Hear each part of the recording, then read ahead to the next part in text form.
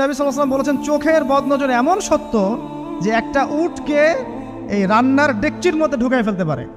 মানে একটা উট খুব সুন্দর ভালো, আপনি দেখছেন মাশাআল্লাহ বলেন নাই, নজর লেগেছে, উটটা মারা গেছে দেন তারপর তাকে জবাই করে খেয়ে ফেলতে হয়েছে। একজন সাহাবী গোসল করছিলেন, গোসল, এটা হাদিস সহিহ, এই আলেম ওলামা যারা আছেন তারা জানেন যে এই হাদিস সহিহ।